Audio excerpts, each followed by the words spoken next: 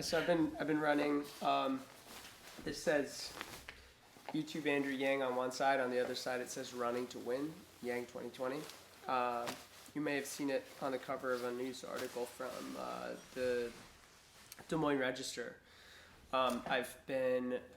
The goal is 500 miles in the early states with this flag, and I go to places where it's kind of a high traffic area, and I try to go during rush hour, so it's like the maximum number of cars that I'm crossing. So I get a lot of like that, and just people kind of eyeballing it and turning around, not in an unsafe way. And hopefully the effect is that people think about Yang in a different way and they go, holy smokes, there's somebody that's passionate enough about Andrew Yang that they're running. I had a guy come out and he came out of this bar in New Hampshire, like Nashua, New Hampshire. He's like, hey, and I was stopped at a red light. He says, like, are they paying you to do this? And I think he was trolling me. I asked him, he was a Warren supporter. And I was like, no, it turns out this is just passion. I don't know if you've ever heard of it. And also, the next thing out of my mouth was, I'm running 500 miles in the early states with this flag. You couldn't pay, there's not like an amount of dollars that would be enough, like, that you could pay somebody. But you asked what's new, and right now I'm actually really struggling because my right ankle is tight and like painful, so that's slowing me down a lot, and I actually had to take the last 3 days off. That's actually really bad because like every day off means like that my necessary distance per day goes up to an increasingly incredible and difficult level. So now I need to average like 11 miles a day in order to hit my goal. Well, so he has 3 days before the caucuses, or 2 days in February. We're expecting that he's going to shock the world, and my prediction, you heard it here first, third place. I think he's going to get third place with between 12 and 14% of the vote. Yep, sure.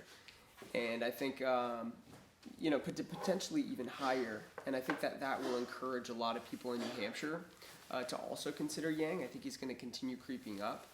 So I would envision in New Hampshire, we're going to be seeing something like 15%. So he's going to be a contender.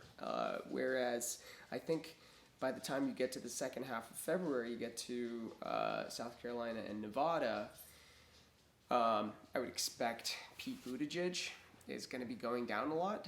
I would expect that Joe Biden is probably going to be struggling, and that the other dynamic here is that Bernie Sanders is going to be kind of running away with it based on all the polls that we have, and that's going to scare the crap out of the establishment. And they're going to do everything they can to get in his way. So that might be an advantage to Yang, which is not something that I celebrate. I don't want any top-down large organization to influence this process. Unfortunately, they already have influenced the process a great deal, as you guys know, with the Yang Media Blackout. And in spite of all that, the passion of the Yang Gang and the movement that he's ignited continues growing exponentially as everybody turns around and says, hey, have you heard about Andrew Yang? And it's like a game of telephone. And the question is, will it go around the circle to enough people in the United States in time for him to secure the nomination? Or will he be the president in 2024? So, so you're from New Hampshire. Yeah. Do you spend a lot of time in here, or you go all over the place? Yeah, so I've been lucky that I've been able to go all over the place in the last few years. After college, I lived for 5 years in China. And in China, I don't know, I just got a very different perspective of things. But I feel like my eyes were even more opened by spending time recently, like in Iowa, Georgia, Illinois, Missouri, kind of spending time in the Midwest and seeing, I think I gained a much deeper understanding of like the United States politically and where we stand and why Donald Trump was elected. And I also gained more respect for Andrew Yang through this because with Venture for America, the organization that he created, like he spent a lot of time really focusing on these old industrial hubs that have been just obliterated by Amazon and a few tech companies, a handful of tech companies in Silicon Valley. But more recently that I have been spending more time in New Hampshire. I've been spending most of my time here now. But I'm glad that I had the chance to see more of the world and more of the United States and kind of see what a diverse country we are in terms of our experiences and so many other factors. So any prediction to the Iowa caucus? Yeah, like I said, I said a minute ago, I think he's going to come in third place. I think that Bernie Sanders is going to probably get something like 35% of the support. I think Joe Biden will get about 25%.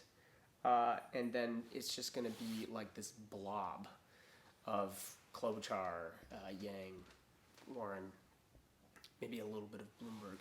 I actually think Bloomberg's going to struggle. Maybe I'm wrong. I don't know. Maybe Yang will do a lot better than my guess was 12 to 14%. I would be freaking thrilled if he was able to pull off something more like 20%. But I could see that happening. That would be kind of my tail end prediction. But the central tendency for me is going to be about, low tens.